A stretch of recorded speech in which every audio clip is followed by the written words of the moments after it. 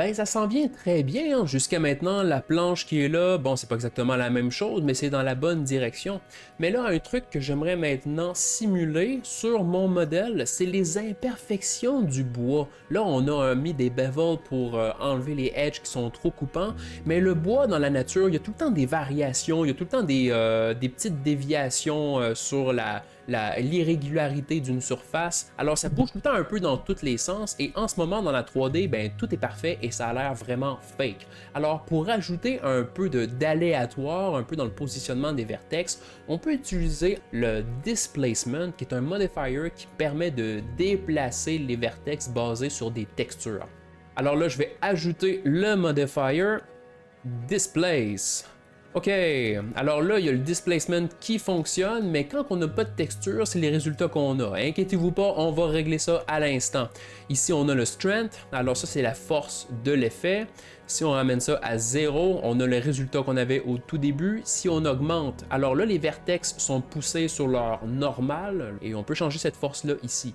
Mais là, on n'a pas de texture. Il n'y a rien pour gérer notre displacement modifier. Alors, je vais créer une texture ici en cliquant sur New, Nouveau. Et voilà, ok, bon, les choses changent. J'ai maintenant une nouvelle texture ici. Et pour maintenant modifier cette texture-là, on peut cliquer sur la petite icône avec ce symbole de bouton, j'ai l'impression. Alors, si j'appuie, ça nous amène dans un nouveau panel, dans ce panel ici avec la texture en checkerboard. Et maintenant, on peut changer le type de texture qu'on a.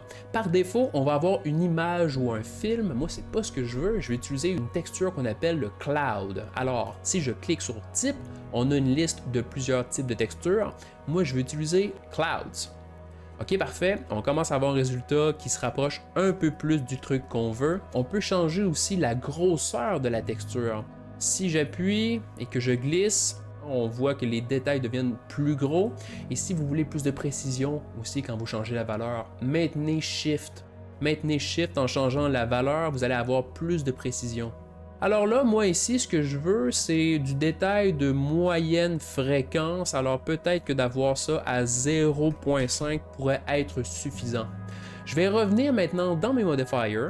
Et maintenant, dans mon displace, je vais baisser le strength. En fait, je vais le ramener à 0. Et je vais seulement l'augmenter de très peu. Je veux que ça soit un effet qui est subtil. De toute façon, si on va trop loin avec cet effet-là, on va avoir de l'interpénétration dans la géométrie, des bugs comme ça, et ça, c'est pas du tout ça qu'on veut. Alors, je vais ramener mon strength à 0. Et puis là, je veux juste subtilement augmenter mon displace pour avoir un résultat subtil. Comme ça, on a des irrégularités sur la planche qui cassent l'effet synthétique de la 3D. Pour continuer sur le displace, on a besoin de vertex pour avoir plus de détails. Ici, en ce moment, ça n'a pas l'air de ça, mais on n'a pas énormément de vertex pour travailler. Si je bascule en mode Edit, on voit qu'on a seulement ces vertex-là qui sont répliqués avec le mirror, et ça fait pas beaucoup de résolution. Quand on utilise un displace, avec plus de résolution, on peut avoir plus de détails en utilisant la texture dans le displace. Pour ajouter de la définition sur un mesh, il y a un modifier pour ça. Ça s'appelle le subdivision. Alors je vais rajouter un modifier que je vais appeler subdivision surface ici. Et voilà comme ça. Et puis là maintenant, le subdivision surface, en ce moment, il est placé après le displace. Moi, je veux qu'il soit placé avant. Comme ça, le displacement peut se faire sur un mesh qui est subdivisé, qui a plus de résolution. Alors, je prends la petite languette ici comme ça et je déplace mon subdivision entre mon bevel petit et mon displace. Ok, très bien. Et puis là maintenant, on voit level viewport et render. Ça, c'est les niveaux de subdivision. On va travailler aujourd'hui avec le level viewport parce que c'est la subdivision qui va apparaître en travaillant ici dans notre scène. On voit que si on augmente ici avec la petite flèche, que la texture de mon displacement gagne en résolution. On a beaucoup plus de détails quand je suis rendu à 6. Mais par contre, on voit aussi que dans mon niveau de géométrie, on en a beaucoup plus. Alors, faire attention avec le Subdivision Surface. Ça prend de la géométrie, ça prend de la mémoire. Je vais ramener ça à un niveau plus conservateur, peut-être 3. Tiens, on va mettre ça à 3. Et puis là, je vais revisiter mon displace et je vais rebaisser mon strength pour avoir un truc encore un peu plus subtil. Et là, remarquez qu'on a l'impression d'avoir un peu plus de détails. Si je bascule dans ma vue orthographique en appuyant sur 5, maintenant j'ai mon même angle de vue mais en vue orthographique, donc sans perspective. Et là, remarquez la ligne de ma planche, remarquez les imperfections, c'est ça qu'on veut. En ce moment, c'est peut-être un peu trop fort, mais il n'y a rien qui m'empêche de revenir dans la texture. On peut changer la grosseur directement comme ça. Et ça, c'est le pouvoir des modifiers non destructifs. Et puis là, j'ai mon irrégularité, ce qui me donne un look qui est plus naturel. Pour continuer encore sur le Displacement Modifier, je peux en ajouter d'autres là aussi. Là. Je reviens dans mes modifiers ici. Ça, c'est mon displacement général, on va dire, et je pourrais en ajouter un autre pour encore plus de détails. Alors ici, je vais encore ajouter un autre displace. Et pour ce displacement-là, eh bien, en cliquant sur le petit checkerboard ici, on peut réutiliser les textures qu'on avait déjà de présent dans notre projet. C'est parfait, je vais commencer là avec ça. Je vais utiliser cette texture-là. Comme ça, bon, ça a encore l'air d'être n'importe quoi, mais bien sûr, le strength est dans le tapis. Alors, on va ramener ça à 0. Là, si je fais juste augmenter un peu, très bien. J'aimerais par contre attirer votre attention aussi sur les directions. En ce moment, on est sur la normale, alors tout ce qui pointe vers le haut, sur la normale d'un vertex, on va être déplacé dans ce sens-là. Par contre, on peut changer le comportement.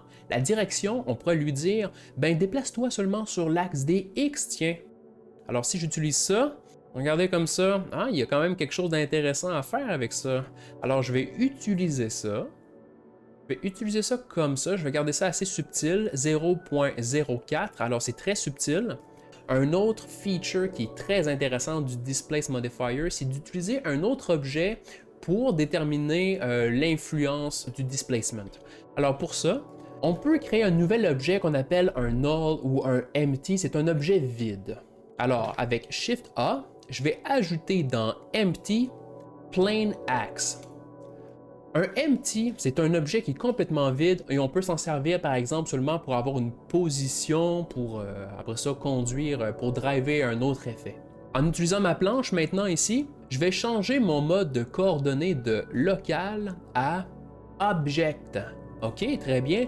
Et quel objet je vais utiliser pour projeter mon displace? Eh bien là, je vais aller sélectionner mon empty. Et voilà comme ça. Maintenant, si je sélectionne mon empty, remarquez bien l'influence que ça a sur ma planche.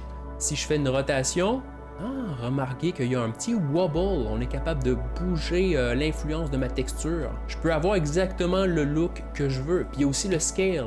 Le scale fonctionne aussi. Si mon empty est petit, ma texture va être petite. Et là, on voit qu'on a des détails de haute fréquence qui commencent à apparaître. Alors, le null ici est vraiment utilisé pour contrôler la texture pour avoir des résultats un peu plus précis.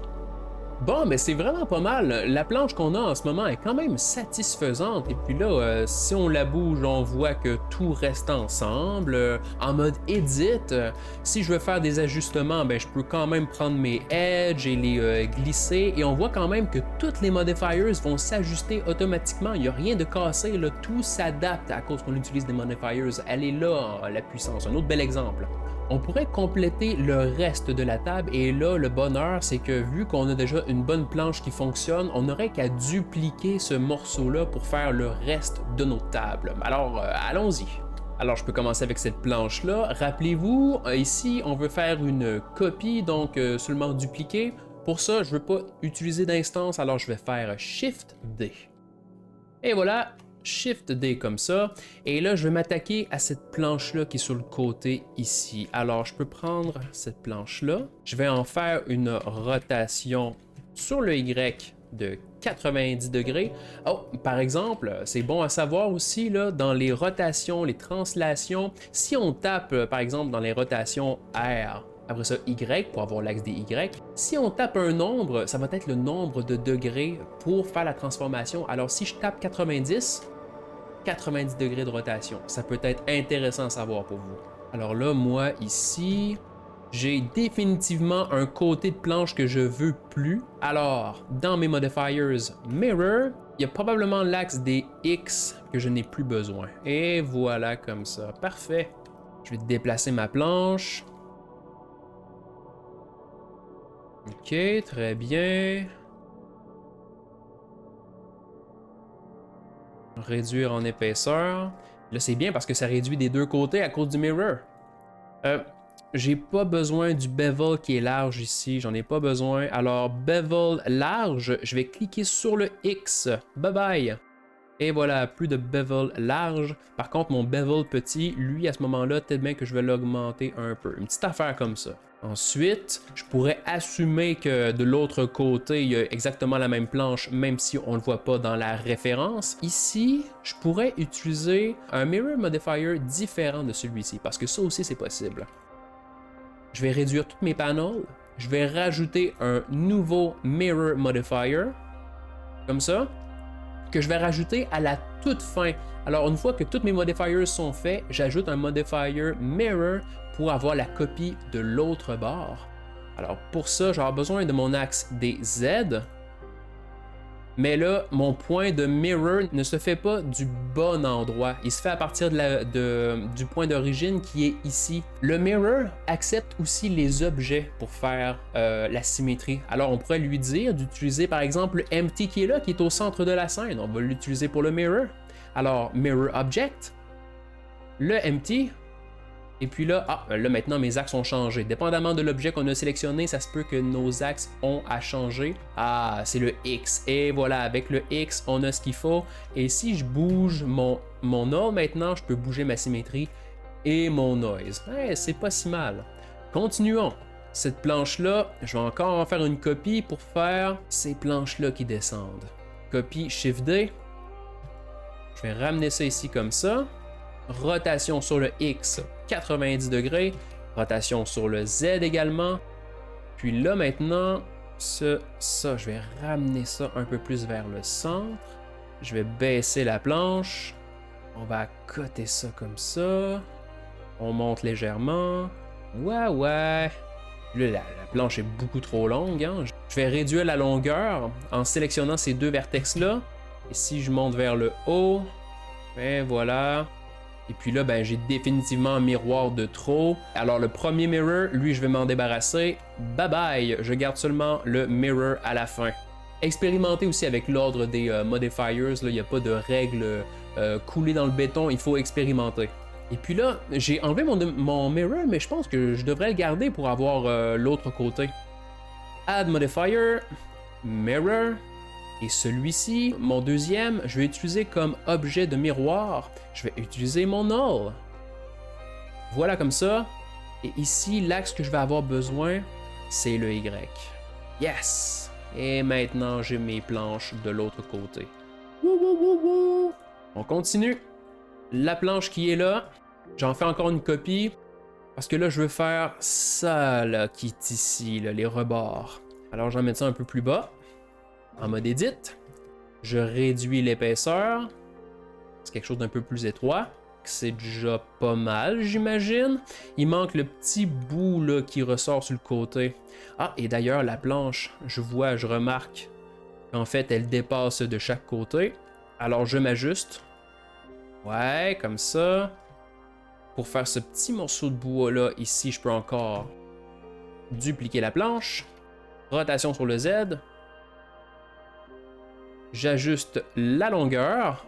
Je vais enlever ce mirror. Et je vais enlever lui aussi, tiens.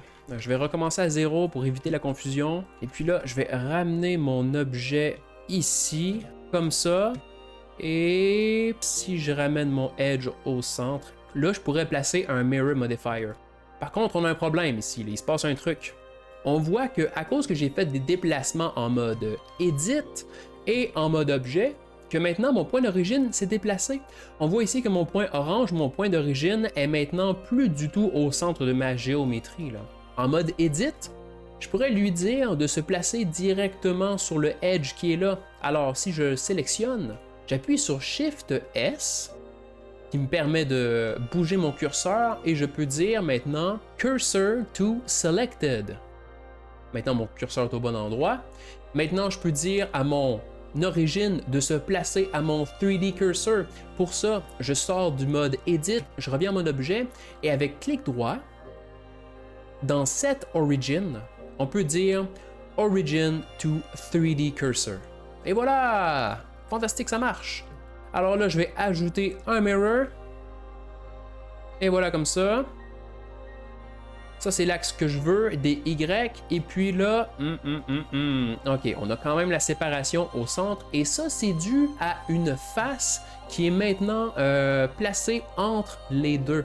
On peut négocier ça en utilisant le merge du Mirror Modifier. Ici, on a un merge qui nous permet de souder des vertex ensemble. Alors, si on augmente la valeur, et voilà, je me suis débarrassé de ma séparation. Et maintenant, ma planche est tout d'un morceau, on va dire. Et puis là, on a vraiment une bonne base sur la table. Par contre, je me rends compte que les proportions sont peut-être pas exactement la même chose. Ça tombe bien, on a des modifiers, les changements sont faciles à faire. Je pourrais sélectionner tous mes meshes. Alors par exemple, ici comme ça, j'ai tous mes meshes de sélectionner et je peux traverser en mode Edit avec Tab, ce qui me permet d'éditer tous mes meshes en même temps. Alors quelque chose que je pourrais faire, c'est par exemple en mode Vertex, tout sélectionner par exemple les vertex de ce côté-là, et là pour sélectionner d'ailleurs tous les vertex et n'en rater aucun, c'est important de faire une sélection en mode Wireframe. Alors en appuyant sur Z, on traverse en mode Wireframe. Et puis là, je peux faire un Box Select par-dessus cette zone, ce qui me permet de sélectionner tous mes vertex. Je reviens en mode solide. Et puis là, avec Grab Y, je peux faire mes changements rapidement comme ça. Et voilà. J'allais oublier ce petit morceau-là. J'ai pas le mirror qui me permet d'avoir la symétrie de l'autre côté. Ça tombe bien, je vais pouvoir vous montrer comment dupliquer les modifiers parce que ça aussi, ça existe. On n'est pas obligé de partir tout le temps de zéro. Par exemple, mon mirror modifier qui est ici, je peux cliquer sur la petite flèche à côté de l'appareil photo. Et ici, on pourrait soit l'appliquer, c'est-à-dire s'en débarrasser et conserver l'opération du modifier, mais on peut le dupliquer avec Shift-D. Alors, Duplicate. Maintenant, j'ai un nouveau Mirror Modifier, et sur ce nouveau-là, ben lui, je vais lui dire de sélectionner mon null qui est au centre pour faire ma symétrie, et puis là, il va aller se placer de l'autre côté. Et voilà. Un truc comme ça, ouais. Bon, ça a plus d'allure. Dernier morceau qui nous reste vraiment à gérer, c'est les petites planches qui sont au centre ici. Et là, ça tombe bien parce que pour faire des copies comme ça, là, au lieu de tout le temps faire des duplicates à gogo, on peut utiliser un modifier qui s'appelle le Array, qui permet de créer des copies en chaîne. Alors, en premier, je vais partir de cette forme-là, de cette planche-là. Alors, je vais la dupliquer avec Shift-D. Et puis là, je vais enlever ce modifiers, je vais conserver lui, et là je vais faire une rotation en mode Edit sur le X, 90 degrés, et voilà, là on voit que l'origine est offsetée, mais on va pouvoir rétablir ça juste après. Ma première étape consiste à placer la planche à l'endroit que je veux qu'elle soit. Ouais, un truc comme ça, voilà. Là, je vais rétablir mon origine et là, je pourrais lui dire, un peu comme tout à l'heure avec le 3D cursor, en mode Edit, je sélectionne le Edge, Shift S, Cursor to Selected, et voilà comme ça. Et en mode objet, clic droit et je vais faire Set Origin, Origin to 3D Cursor. Et voilà, mon origine est maintenant au bon endroit. Je continue maintenant avec le Array Modifier pour faire ma copie de ma petite planche. Alors, Add Modifier, je vais ajouter Array qui est en haut ici. Parfait. Dans mon Array, je peux ajouter des planches avec le Count.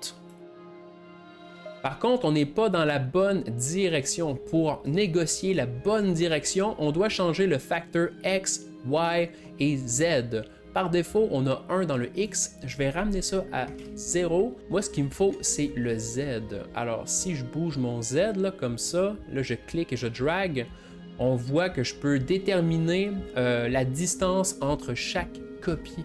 Si je bouge ça en mode objet sur mon Y, je peux tout bouger ma chaîne en même temps. C'est pas mal, ça. Et puis là, si j'ajuste maintenant la distance, et là, ben, on a toutes nos planches. Et puis là, mon array en ce moment, il est à la fin de tout, mais mon array, je pourrais peut-être le placer au contraire au tout début. De cette façon-là, j'ai mon displace, j'ai la subdivision qui va ajouter des détails uniques sur chaque planche parce que mon array vient avant. Si je l'avais mis après, comme qui était avant, ben là, c'est les détails de chacune des planches qui est dupliqué. Alors ça, on aurait vu un pattern qui se répète plus tard là, dans un rendu si on avait fait un truc fini. Et puis, juste avant de terminer, faisons un peu de ménage dans notre scène, entre autres avec les collections ici. On a beaucoup d'objets qui s'appellent plane et qui sont pas nommés. Alors, on va faire un peu de ménage. Par défaut, on a une caméra ici et on a une lumière. Ces deux objets-là, on pourrait leur mettre une collection propre à eux. Ben, du moins, mettre les deux dans une même collection. Pour ça, j'ai ma sélection ici qui fonctionne. Maintenant, je veux appuyer sur M, M comme mamie, pour une nouvelle collection. New Collection, très bien. Et puis là, ça va bouger ma sélection dans une nouvelle collection. Et ça, je vais appeler ça caméra lumière. Et voilà. OK. Et puis là, dans ma scène, dans mon Scene Collection, j'ai caméra lumière ici que je peux mettre à off ou à on. Je peux faire maintenant la même chose pour ma table. Alors, tout ce qui est table ici, et je vais même sélectionner mon empty. Je vais mettre ça dans une nouvelle collection encore en appuyant sur M. New Collection. Et ça va s'appeler table. Et voilà. Parfait. Et puis là, j'ai ma collection table. Ça fonctionne bien. Puis là, si on appuie sur moins dans le clavier numérique, on est capable de restreindre la liste et avoir un truc qui est un peu plus propre. Je peux renommer aussi mes objets. Par exemple, toutes mes planes qui sont là, je peux toutes les renommer rapidement en les sélectionnant tous et en appuyant sur le raccourci CTRL F2 qui permet de renommer plusieurs sélections en même temps.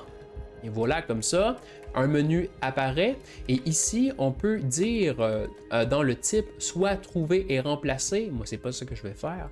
Ce que je vais faire, c'est set name. Je vais changer le nom au complet. Set name, nouveau nom, un nouveau, je vais juste appeler ça planche, avec un petit underscore, un barre en bas avant de mettre un chiffre qui va être placé automatiquement par Blender. Alors, OK.